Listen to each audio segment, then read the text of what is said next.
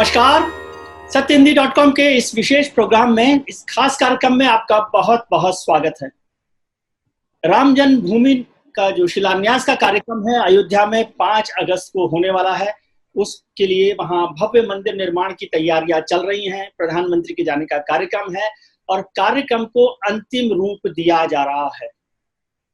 इस पूरे आंदोलन के सूत्रधार है विश्व हिंदू परिषद, और ये हमारी खुशकिस्मती है कि विश्व हिंदू परिषद के अंतर्राष्ट्रीय कार्यकारी अध्यक्ष आलोक कुमार जी इस वक्त हमारे साथ हैं। आलोक जी, इस व्यस्तता के बावजूद आप समय निकाला, उसके लिए बहुत बहुत शुक्रिया। सबसे पहले बात शुरू करना चाहता हूं मैं आपसे कि कहां से बात शुरू करें।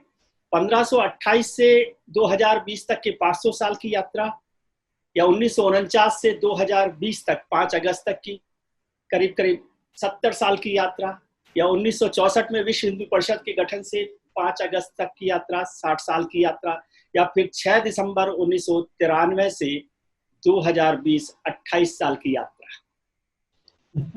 और मंदिर बना, मंदिर टूटा, मंदिर दोबारा बना, वो टूटा, संघर्ष हुए, बलिदान हुए, एक लंबी गाथा है। ये लंबी गाथा हमको संतोष के साथ इस वर्तमान में लाती है, जिस वर्तमान में सुप्रीम कोर्ट के 5 जजेस ने कहा ये स्थान रामलला का है। एक ट्रस्ट बनाओ जो मंदिर बनाएगा। ट्रस्ट बना, मंदिर का मार्ग प्रशस्त हुआ, बाधाएं और कांटे दूर हुए। अब सारा देश एक हुलस के साथ, एक आनंद के साथ मंदिर बनाने की दिशा में बढ़ रहा है। इसलिए मुझे यह वर्तमान सबसे अच्छा लग रहा है। जी, आपको इस बात का संतोष है कि सुप्रीम कोर्ट का जो फैसला आया 2019 का, उसे देश भर में तमाम लोगों ने कमोबेश सहर्ष स्वीकार किया, उसको लेकर कोई विरोध नहीं हुआ और एक सामंजस्य की बात और सद्भाव की बात दिखाई देती है। ये एक बहुत संतोष और आनंद की बात कि इस देश के जुडिशरी पर सारे समाज का भरोसा है। और जब ये फैसला आया तो लगभग सभी ने कहा, जिनको अच्छा लगा, जैसे हम, जिनको अच्छा नहीं लगा होगा उन्होंने भी कहा। कार्यता बनी। सुप्रीम कोर्ट ने इक्विटीज को बैलेंस करने के लिए ये कहा कि मुस्लिम पक्ष को भी 5 एकड़ जमीन दो। जिनको नहीं दी जा रही थी उन्होंने कहा कि हम नहीं लेंगे, और जिनको दी जा रही थी उन्होंने पहली बैठक में स्वीकार कर ली। इक्विटीज बैलेंस हो गई। तो अभी के पास 5 एकड़ है, वो उसका विकास करे और राम जन्मभूमि पर आसमान सामंजस्य से बनेगा।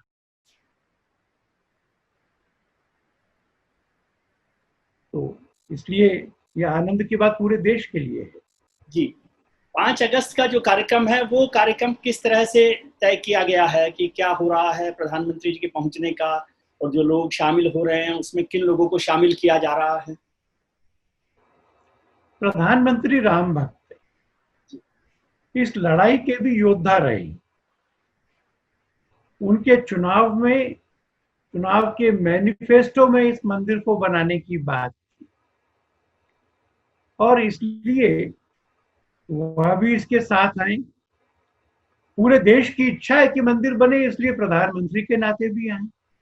दोनों कैपेसिटीज में, राम के श्रद्धालु भक्त के रूप में, भारत के प्रधानमंत्री के रूप में, भारत की सब लोगों की इच्छा के प्रतीक होकर के जब वो वहां पर चांदी की शिला को स्थापित करेंगे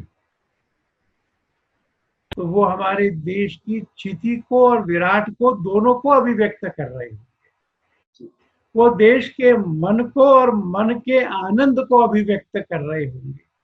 वो सत्य, चित्त और आनंद की जो खोज है उसको आगे बढ़ा रहे होंगे। सर, कुछ लोग इस बात का विरोध कर रहे हैं। अभी MIM के असदुद्दीन ओवैसी साहब ने अभी कहा कि प्रधानमंत्री जी का ये जो कर्तव्य है, या जिस तरह से वो वहां जा रहे हैं, वो संविधान की व्यवस्था जो है उसके खिलाफ, उनको नहीं जाना चाहिए। कुछ लोग सोमनाथ मंदिर का जिक्र करते हुए तब के प्रधानमंत्री नेहरू का जिक्र करते हैं कि वो वहां नहीं गए थे। एक जो हमारा संविधान में सेक्युलर व्यवस्था है उसमें प्रधानमंत्री को नहीं जाना चाहिए। ठीक है, सब लोगों को अपनी अपनी कॉन्स्टिट्यूएंसी को एड्रेस करना है, सब लोगों को अपने अपने अनुयायियों को बताना है कि देखो हम भी बोले।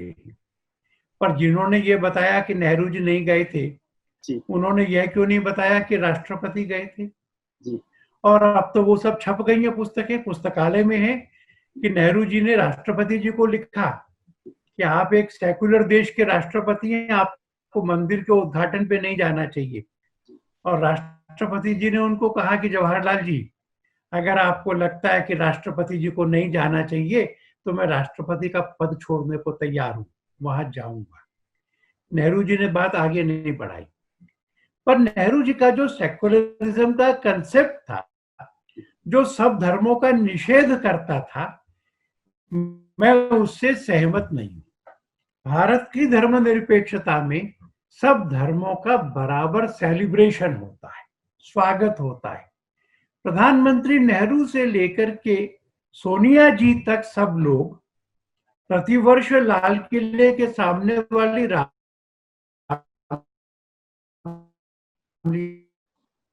में, दशहरे पर रावण के दहन के समय, बुद्ध जयंती पर, बुद्ध पूर्णिमा पर बुद्ध के संदेशों को उनके अनुयायियों के बीच में आके स्मरण करते, और इसी तरीके से महावीर जयंती पर जाते। तो ये तो भारत की परंपरा है कि हम जाएं, और इसलिए मुझे तो इसमें कुछ आपत्ति नजर नहीं आती है। जो ओवैसी साहब ने कहा वो मुझे विचित्र लगता है। उन्होंने भी संविधान के प्रति निष्ठा की शपथ ली है जी। और अगर वह निष्ठा उनकी सच्ची है, जैसा कि वो कई बार कहते भी हैं, तो रामलला के स्थान पर बाबरी मस्जिद को दोबारा बनाने का स्वप्न देखना और ट्विटर पे कहना, ये न्याय के राज्य का विरोध है। और मैं समझता हूं कि ओवैसी ये बात केवल मुसलमानों में अपनी लीडरशिप को बचाए रखने के लिए कह रहे हैं। उनको भी मालूम है कि सारे देश की अभिलाषा को व्यक्त करने के लिए प्रधानमंत्री जा रहे हैं। सर, कुछ लोगों ने कहा कि प्रधानमंत्री जी अगर राम भक्त हैं, श्रद्धालु हैं, तो पिछले 6 साल में तो एक भी बार अयोध्या नहीं गए। और बीजेपी हमेशा ये कहती रही कि उनका ये इलेक्टोरल एजेंडा नहीं है। हालांकि 96, 98 में कई बार उनके इलेक्शन मैनिफेस्टो में रहा, लेकिन वो अपने आप को राम मंदिर से इलेक्शन एजेंडा से या इलेक्टोरल एजेंडा से दूर मानते रहे। और 6 साल में प्रधानमंत्री जी को अयोध्या जाने का वक्त नहीं मिला। ये जो इलेक्टोरल इशू नहीं है ये कहा जी, क्योंकि राम मंदिर बनना चुनाव का मुद्दा नहीं है, देश का मुद्दा है। हमारा कार्यक्रम है, चुनाव के मैनिफेस्टोज में ये लगातार कहा। अब 6 साल नहीं गए, अब जा रहे हैं, तो कभी भी जाएं। एक श्रद्धालु कब जाएगा कब नहीं जाएगा ये प्रेस के सवालों से तय नहीं होता। उनका अंतःकरण जब कहता है कि मैं चलूं, विपक्ष के लोग जाते हैं। विपक्ष के लोगों ने ये सवाल उठाए। हाँ, मैं उस सवाल से सहमत नहीं हूँ। वो अब आ रहे हैं तो अब आ रहे हैं, पहले नहीं आए तो पहले नहीं आए। जैसे मैं विश्व हिंदू परिषद का कार्यकर्ता हूँ, अगर कोई मुझे पूछे कि तुम बद्रीनाथ और केदारनाथ क्यों नहीं गए, और गए तो 70 साल की उम्र में क्यों जा रहे हो, इस तरह के सवाल, इस तरह के तर्कों में से नहीं आ सकते।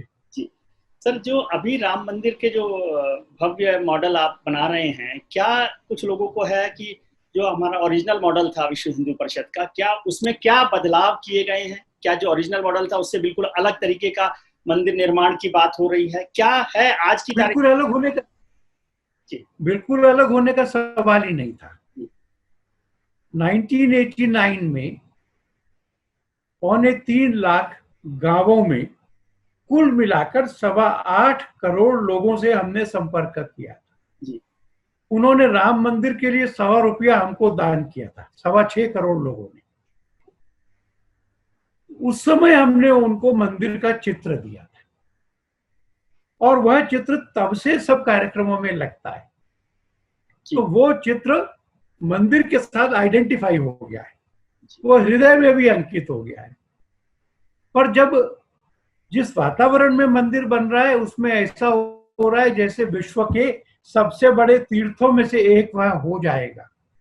इस आवश्यकता को देखकर उसका बेसिक डिजाइन मेंटेन करते हुए 3 की जगह 5 मंडप, उसके 2 दाएं बाएं स्थान बढ़ाना, 1 मंजिल बढ़ाना।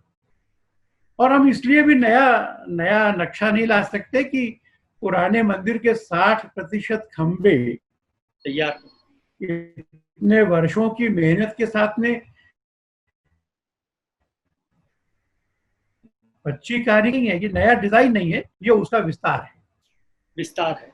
तो ये मंदिर निर्माण के लिए आमतौर पर अभी कहा जा रहा है कि 3 साल में पूरा हो जाएगा। आपको क्या संभावना लग रही है? कितना काम अभी तक हो चुका है जो आप कह रहे हैं कि 60% हो गया है, और अब 3 साल में क्या आपको लग रहा है कि ये मंदिर निर्माण का कार्य पूरा हो जाएगा? त्रिवेदी जी, 60% था अगर मंदिर का पुराना डिजाइन रहता। अब आवश्यकता बढ़ गई है, तो पर हमको ऐसा बताया है कि 3-3.5 साल में मंदिर का निर्माण इतना हो जाएगा कि भगवान अपने गर्भगृह में आनंद के साथ विराजमान किए जा सकें, उनका पूजन वहां पर किया जा सके। सर, जो मंदिर निर्माण से जुड़ा एक और सवाल था कि मंदिर निर्माण में आपने रामलला के विराजमान होने की बात की, तो जब रामलला वहां विराजमान होंगे तो जो मौजूदा प्रतिमा है, मौजूदा मूर्तियां हैं, क्या वही रखी जाएंगी या कुछ नई मूर्तियों का रामलला के लिए निर्माण होगा उस भव्य मंदिर के लिए? प्रतिमा तो वही रखी जाएगी। मंदिर छोटे बड़े होते हैं, पर जिसमें प्राण प्रतिष्ठा होती है वो बदला नहीं जाता। मैंने तो कहीं पर ये सुना था स्वामी सत्यमित्रानंद जी से कि जैसे पतिव्रता स्त्री को पति एक ही होता है, वैसे ही प्रतिमा भी एक सी होती है। तो प्राण प्रतिष्ठा जिसमें की है वह प्रतिमा ही पूजी जाएगी, पर जो राम दरबार वगैरह बनेगा उसकी प्रतिमाएं दूसरी होगी। जो मंदिर निर्माण के खर्च की बात है, माना जा रहा है कि वो जनता के पैसे से किया जाएगा, तो उसकी किस तरह से व्यवस्था की है? क्योंकि विश्व हिंदू परिषद और संघ जो है वो लगातार जनता के साथ जोड़ने के कार्यक्रम बनाता है। मैंने देखा है कि हमेशा वो उस तरह के, ये मंदिर आंदोलन को भी शुरुआत से जब शिलाओं को लाने का कार्यक्रम था, तो अब किस तरह से इस पर जो खर्च है उसको इकट्ठा किया जाएगा? क्या योजना आपकी है? मैं आपसे कहूं कि खर्च की समस्या नहीं होगी। हमारे पास में ऐसे भी लोग आए जिन्होंने कहा कि सारा खर्चा देते। प्रत्येक हिंदू के मन में एक उत्साह आ रहा है। अगर उसकी क्षमता 5 लाख देने की है तो वो 10 लाख रुपए की बात करे, पर ये मंदिर सबका है। हमने ट्रस्ट से प्रार्थना की थी, ट्रस्ट ने स्वीकार किया है।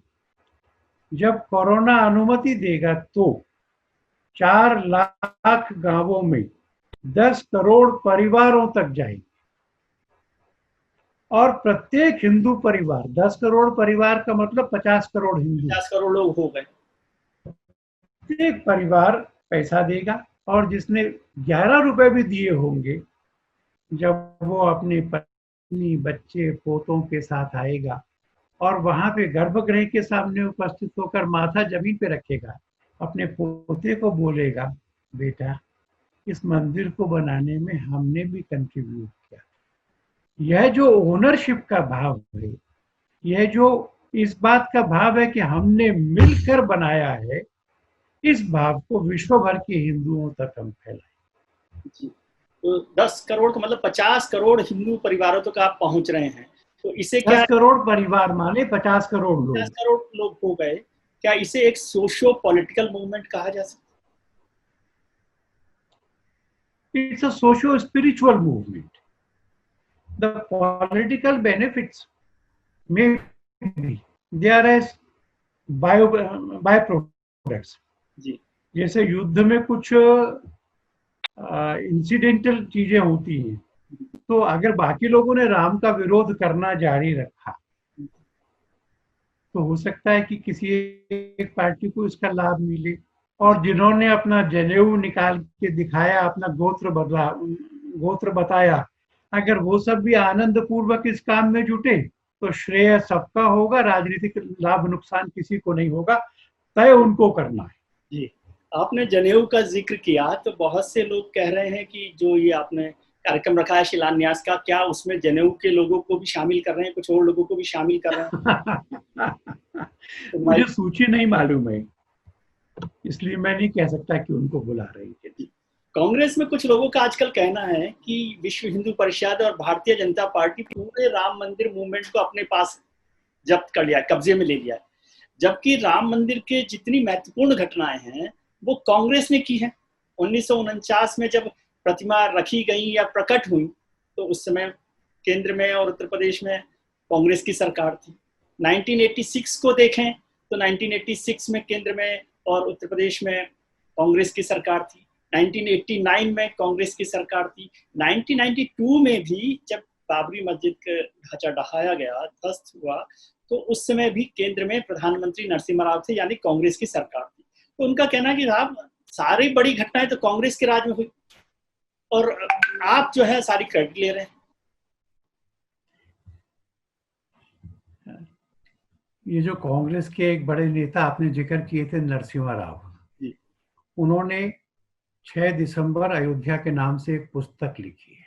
जी, अयोध्या पुस्तक है, मैंने पढ़ी। उस पुस्तक में वो पत्र छापा है जो प्रधानमंत्री जी ने उत्तर प्रदेश की सरकार को निर्देश दिया था।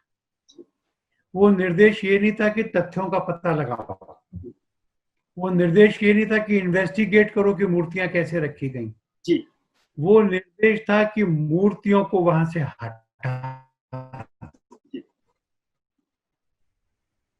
लेकिन शिलान्यास तो करवाया, ताला खुलवाया राजीव गांधी जी ने। उसके बाद में उन्होंने उत्तर प्रदेश के चीफ कमिश्नर की, जिसमें उन्होंने जिलाधिकारी से कहा कि मूर्तियां हटवाओ। जिलाधिकारी ने कहा मूर्तियां हटवानी है तो गोलियां चलवानी पड़ेंगी, जी, हत्याएं होंगी, मैं नहीं करूंगा, त्याग पत्र दे दूंगा। तब रुका था। प्रधानमंत्री जी ने एक पक्ष की बात सुनकर के मूर्तियां हटाने का आदेश दिया। शिलान्यास जिस समय हुआ उसमें विश्व हिंदू परिषद को अनुमति मिली थी, यह ठीक है, और यह अनुमति सरकार के साथ एक समझौते में मिली थी, यह भी ठीक है। पर यह बात ठीक है कि यह बात भी ठीक है कि जनता का दबाव इतना बड़ा था कि अगर वह अनुमति नहीं देते तो उत्तर प्रदेश में कांग्रेस को समाप्त होने के लिए इतनी प्रतीक्षा नहीं करनी पड़ती, उसी समय निपट गया होगा। नहीं तो 1986 में तो दबाव नहीं था। 1986 में तो राजीव गांधी जी ने ताला खुलवा दिया था और 1989 में अपनी चुनाव अभियान की यात्रा भी उन्होंने अयोध्या से शुरू की थी, भारतीय जनता पार्टी ने नहीं की। वो श्रेय लेना चाहे तो ले लेना, लिया क्यों नहीं? ये क्यों नहीं कहा कि मंदिर बनेगा? ये तो कभी कहा नहीं ना। आप कहते ना कि मंदिर बनाएंगे। आप इस मूवमेंट से जुड़े हैं तो आपका तो दिल बड़ा है, आप कांग्रेस को श्रेय देना चाहते हैं, क्रेडिट देना चाहते हैं। मैं कहता हूं कि प्रत्येक भारतीय का, प्रत्येक हिंदू को श्रेय है, प्रत्येक राम भक्त को श्रेय है, जिसके मन में क्षीण सी भी ये कामना थी, छोटी भी कामना थी कि मंदिर बने, उस सबको श्रेय है। मैं आपको कहूं, मुझे हमने बनवाया, इतिहास ये दर्ज करे, इसकी कोई ज्यादा इच्छा नहीं। मेरे मन में केवल ये इच्छा है कि मंदिर जल्दी पूरा हो, दर्शन शुरू हो, इस देश में मर्यादा पुरुषोत्तम के जीवन के आदर्शों पर समाज चले और हम इस भारत में एक जाज्वल्यमान हिंदू जीवन खड़ा कर सके। श्रेय की लड़ाई में हम कहीं भी हिस्सा नहीं लेंगे, हम कोई भी दावा नहीं करेंगे। जी सर, राम मंदिर से जुड़ा जो सुप्रीम कोर्ट का फैसला है उसमें जिस तरह से फैसला दिया, राम जन्मभूमि के लिए जमीन देने की बात की, तीर्थ भूमि ट्रस्ट बनाने की बात की, लेकिन एक लाइन उसमें उन्होंने कही कि जो 6 दिसंबर की जो घटना है वो ठीक नहीं थी। उन्होंने जो एग्जैक्ट बात कही है वो तो गैर कानूनी उन्होंने कहा है सुप्रीम कोर्ट ने। आप उसको किस तरह से देख रहे हैं? क्योंकि उससे जुड़ा एक और बात है कि बाबरी मस्जिद ध्वंस का जो केस है वो अभी चल रहा है, उसकी हियरिंग करीब करीब पूरी हो चुकी है और 31 अगस्त तक का समय सुप्रीम कोर्ट ने दिया है। तो दोनों चीजों को आप कैसे देख रहे हैं? कानून की अपनी मर्यादाएं होती हैं और जो लोक प्रवाह होते हैं उनका अपना एक वेग होता है। इतने लंबे समय तक न्यायालय निर्णय नहीं कर सके, लोग आते थे, निराश होकर लौट जाते थे। वो वेग इतना बढ़ा कि ढांचा गिर गया।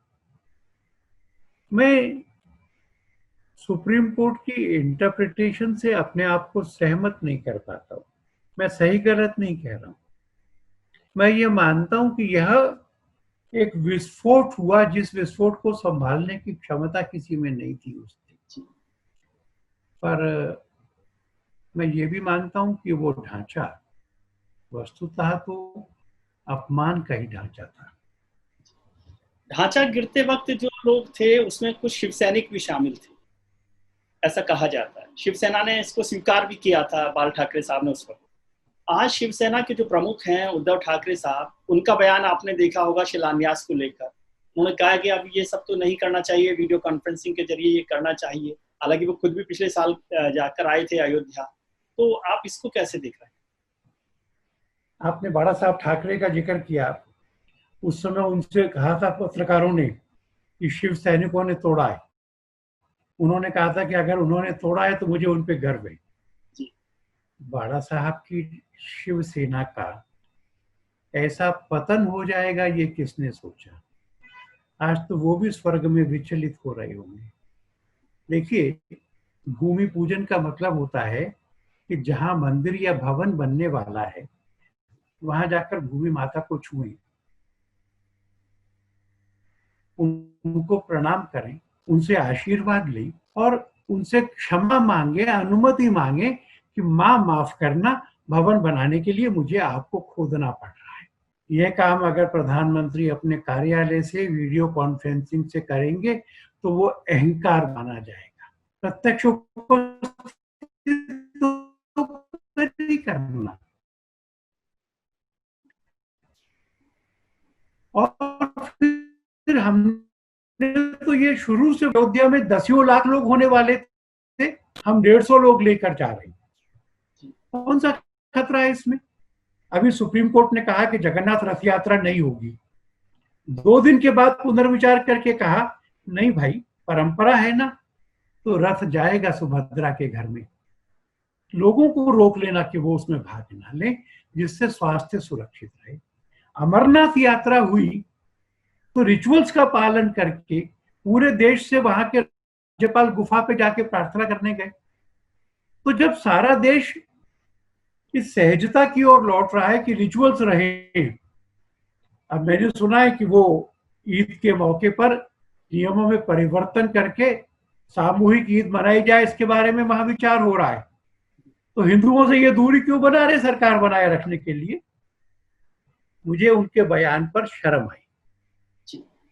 सर, आपने अभी भूमि पूजन का जिक्र किया, मुझे थोड़ा सा समझाइए, क्योंकि ध्यान आ रहा है मुझे एक नवंबर 1989 में जिसका जिक्र आप कर रहे थे पहले, उस समय कामेश्वर चौपाल साहब ने और विश्व हिंदू परिषद ने शिलान्यास किया था, शिला पूजन किया गया था उसमें। और अब जो 5 अगस्त 2020 को शिलान्यास हो रहा है या भूमि पूजन, क्या फर्क है? क्या एक ही चीज को दोबारा किया जा रहा है या कोई बदलाव? शिलान्यास नहीं हो रहा है, शिलान्यास नहीं हो रहा है।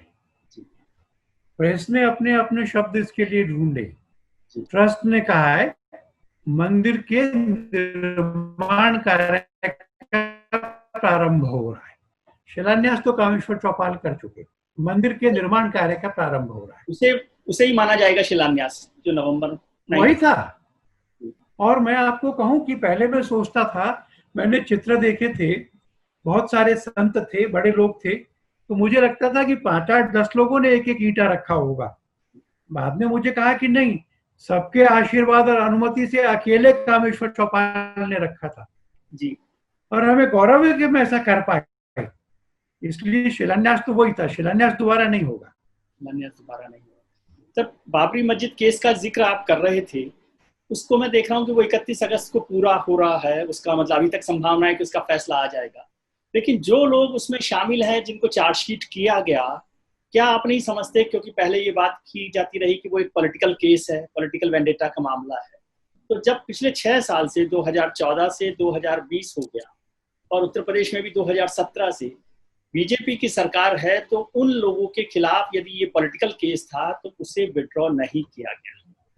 अपनी ही पार्टी के लोगों के खिलाफ, अपने ही मूवमेंट के लोगों के खिलाफ अपनी ही सरकार ने केस को विड्रॉ नहीं किया, इसको आप कैसे? इन आरोपों से पीठ दिखाने की आवश्यकता कभी नहीं लगी। न्यायालय की लड़ाई लड़के, प्रक्रिया पूरी करके अपनी निर्दोषिता को साबित करेंगे। जी। अगर हम विड्रॉ करते तो इसका मतलब होता कि हमने लड़ाई को बीच में टर्मिनेट कर दिया। जी। नहीं, न्यायालय के निर्णय की हम उत्सुकता से प्रतीक्षा कर रहे हैं, जिससे पूरा विश्व जान जाए कि यह आरोप गलत थे, कोई षड्यंत्र नहीं था। मुख्यमंत्री योगी आदित्यनाथ के खिलाफ मुकदमों को उत्तर प्रदेश सरकार विड्रॉ कर ले और राम जन्मभूमि आंदोलन से जुड़े लोगों पर आप कहें कि ये ठीक नहीं है ऐसा करना? मुकदमा किस विषय वस्तु का है, इस पर से ये डिपेंड करता है कि करें। किसी पर 144 188 लग गया, शिवराज जी पे था कि उन्होंने किसी आंदोलन के दौरान वो उस पर चढ़ गए थे पुलिस के बैरिकेड पर, फालतू का मुकदमा तो वापस ले लिया। कौन सा मुकदमा वापस लेना है, कौन सा मुकदमा चलने देना है, ये केस की ग्रेविटी पे डिपेंड करता है, केस के उद्देश्य पे डिपेंड करता है। हम सब आश्वस्त थे षड्यंत्र नहीं हुआ है, इसलिए हमने सोचा कि हमारे नेता ट्रायल को फेस करेंगे और इसको इसके लॉजिकल कंक्लूजन तक ले जा करके और निर्णय लेकर आएंगे। सर, आप राजनीति में, कानून में, सब में विद्वान हैं। आपने आरएसएस का जो 1993 का जो 92 का बैन था उसके खिलाफ भी ट्रिब्यूनल में केस लड़ा, उसको जीता भी। उसका जो बैन था उसको खत्म करवाने में भी आपने सफलता अर्जित की। लेकिन मेरी थोड़ी समझ कम है कि 2010 में जो सरकार, जो सीबीआई केसेस को विड्रॉ कर लेती है, आरोपों को विड्रॉ कर लेती है, अडवाणी जी के खिलाफ, मुरली मनोहर जोशी के खिलाफ और सब लोगों के खिलाफ जितने भी नाम हैं, और 2017 में वही सीबीआई करती है। 2010 में कांग्रेस की सरकार है, 2017 में बीजेपी की सरकार है। थोड़ा कुछ ज्ञान तो दीजिए मुझे, क्या है, क्या ही मामला? मुझे इन चीजों के बहुत डिटेल्स पता नहीं है, अभी मैं आपके प्रश्न का उत्तर नहीं दे पाऊंगा जी। और यदि कुछ लोगों ने कहा मुझे कि विश्व हिंदू परिषद, भारतीय जनता पार्टी कानून का सम्मान कर रही है, जैसे आपने भी कहा कि हम केस विड्रॉ नहीं कर रहे, लेकिन कुछ लोगों ने इस पर आपत्ति की। मैं पढ़ रहा था कि जो श्री राम जन्मभूमि तीर्थ ट्रस्ट है उसमें भी उन लोगों को शामिल किया गया है जिन पर चार्जेस फ्रेम है। तो ये कानून की अवमानना है, सम्मान है? दोनों में से कुछ नहीं है। हम और आप जानते हैं कि ब्रिटिश क्रिमिनल लॉ का बेसिक सिद्धांत है, every man is presumed to be innocent until proved guilty. कोई भी आदमी तब तक निर्दोष माना जाएगा जब तक अपराध प्रमाणित नहीं हो जाता। सिर्फ इसलिए कि उस समय की सरकारों ने उनके खिलाफ कुछ झूठे आरोप लगाकर मुकदमा चलाया था, इस कारण से उनको सार्वजनिक जीवन से बाहर नहीं रखा जा सकता, उनके दायित्वों से मुक्त उनको नहीं किया जा सकता। हमने किसी दोषी ठहराए हुए व्यक्ति को नहीं रखा है। जी। मंदिर निर्माण के साथ आपने, विश्व हिंदू परिषद ने बार बार कहा कि वो मस्जिद निर्माण में भी सहयोग देने के लिए तैयार रहेंगे। अब सुप्रीम कोर्ट ने फैसला किया, 5 एकड़ जमीन केंद्र सरकार ने, राज्य सरकार ने दे दी है। क्या जब राम जन्मभूमि का भव्य मंदिर का निर्माण का काम होगा तो विश्व हिंदू परिषद या जो सहयोगी संगठन है वो जो 30 किलोमीटर दूर मस्जिद भूमि है उसमें भी अपने सहयोग की बात करेंगे? इस प्रश्न पर विचार करने का अभी नहीं है। जी, आपकी आवाज कट गई सर, थोड़ा सा दोबारा से। मैंने सुना है कि आपकी आवाज थोड़ी सी कट गई है, दोबारा से। नक्शा नहीं बनाया है तो हिंदू, हेलो, वैकल्पिक स्थान पर मस्जिद बनाने का कभी छोड़ा नहीं गया, पर जब प्रसंग उपस्थित होगा तब विचार करेंगे। जी, एक बार इसको दोबारा से, आप बोलते हैं कट गया था, आपका ऑडियो इसमें ठीक नहीं आ रहा था, मैं सवाल दोबारा से कर रहा हूँ।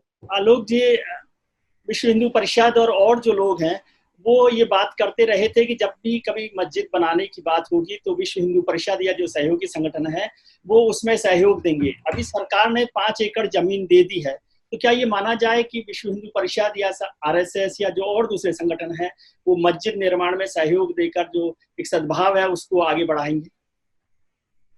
ये विषय एक बार उठा था। स्वामी सत्यमित्रानंद गिरी जी ने एक बैठक में मुसलमान पार्टिसिपेंट्स को कहा था कि मैं झोली फैलाता हूँ, ये स्थान हमको दे दो और जहां मस्जिद बनाना चाहो बनाओ, हम भी करेंगे।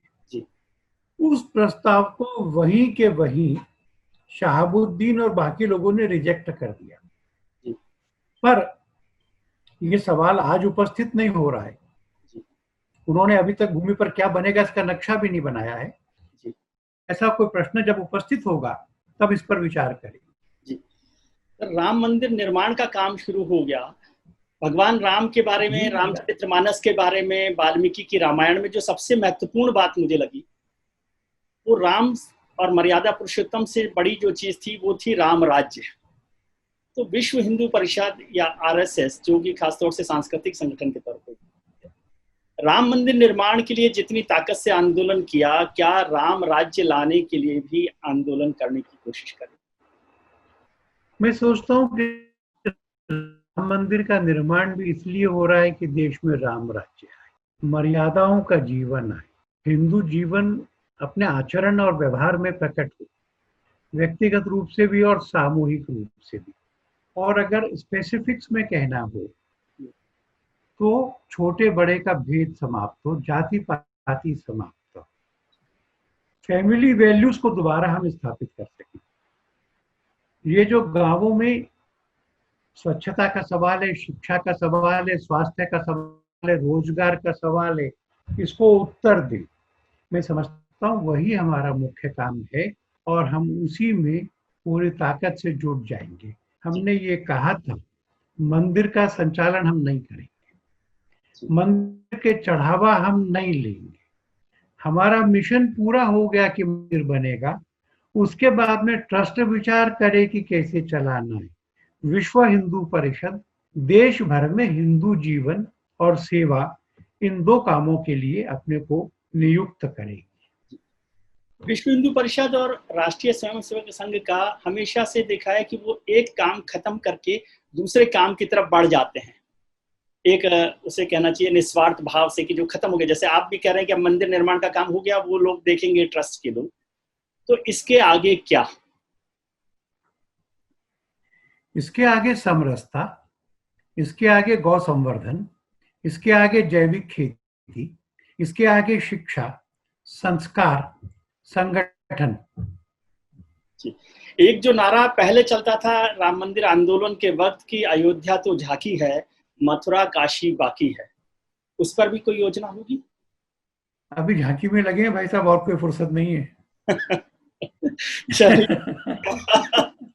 चलिए बहुत बहुत धन्यवाद आपका। आपने इतने व्यस्त समय में से, अपने व्यस्त कार्यक्रमों में से समय निकाला, उसके लिए बहुत शुक्रिया और बहुत शुभकामनाएं कि आप इस कार्य को आगे बढ़ाएं और बेहतर तरीके से हो, देश में सद्भाव और सामंजस्य बना रहे। बहुत शुक्रिया सर आपका, बहुत धन्यवाद। बहुत बहुत धन्यवाद। अपना ध्यान रखिए और उनका ध्यान रखिए जो आपका ध्यान रखते हैं। खुश रहिए, खुश रखिए। शुक्रिया, नमस्कार। सत्य हिंदी के और वीडियोस को देखने के लिए हमारे YouTube चैनल को सब्सक्राइब करें और सीधे नोटिफिकेशन पाने के लिए बेल आइकन दबाएं।